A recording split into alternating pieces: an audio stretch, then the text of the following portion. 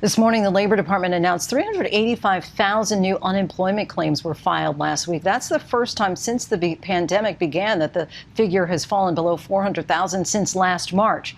And tomorrow morning, the monthly jobs report will provide new data on how the economy is doing as the pandemic gets under control in the U.S. But a debate now has been raging in recent weeks on whether extended unemployment benefits provided in the latest stimulus deal are keeping some Americans from getting back to work, even as businesses now clamor for more workers as the economy reopens. So what's driving the labor shortage, and what do businesses need to do in order to bring workers back? ABC's Elizabeth Schulze takes a look.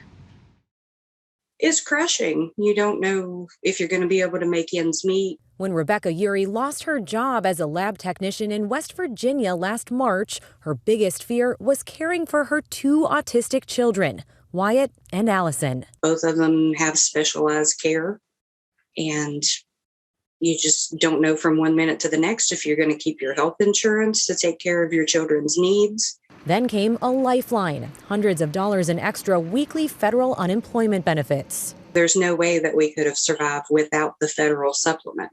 But West Virginia's governor says those benefits are causing a problem in the jobs market. Our businesses are suffering.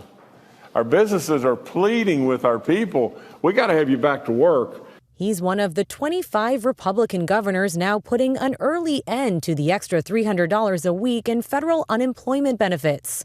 The payments were originally funded through September 6th as part of the $1.9 trillion American Rescue Plan. The White House insists the expanded unemployment insurance is essential for the economic recovery. But we're not going to turn our backs on our fellow Americans.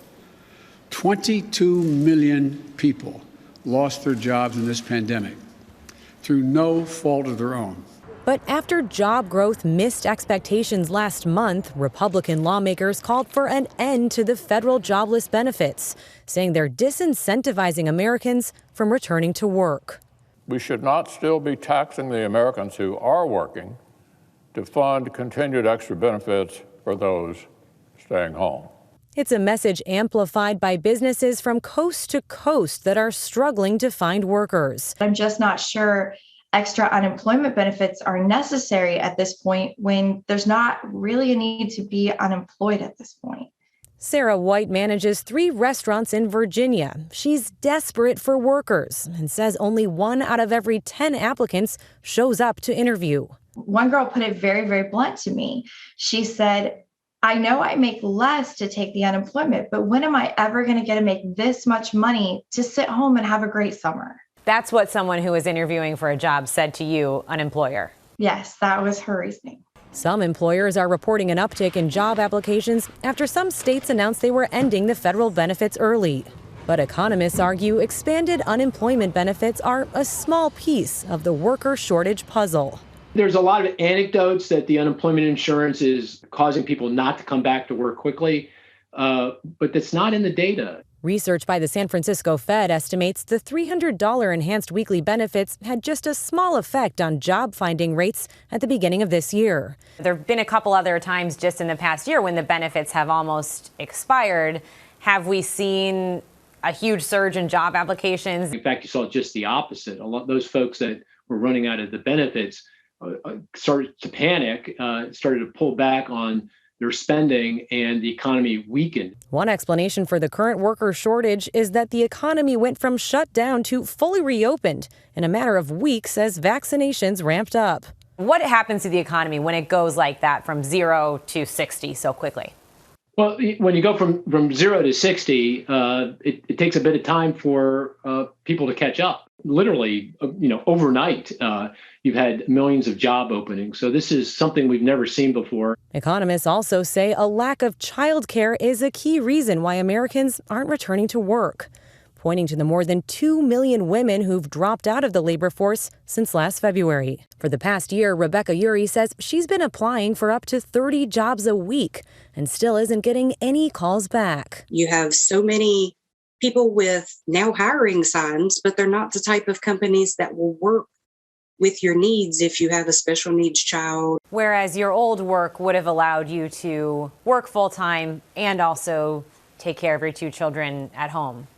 Absolutely. I think some of our employees are still struggling through that decision and that issue. Nicole Marquis is the founder and CEO of 7 restaurants in Washington, D.C. and Philadelphia. As a single mom, I totally sympathize with parents out there who had to make the decision between going back to work or being home with their child because they were no longer going into school. She says other employees were nervous about coming back to work because of COVID health risks, and some switched industries altogether. I recently just recruited someone back from Amazon who had left our company, went to Amazon to work. They knew that there wasn't going to be a shutdown there again. Facing her own worker shortage, Marquis announced her restaurants would raise wages to a minimum of $15 an hour. Job applications surged.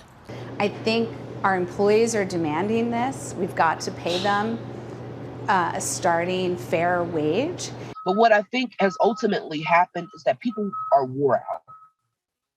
We're tired of $9.75 or $8.25. I have to work 2 and 3 jobs, plus have a full-time, taking care of my mother, just to be able to make it.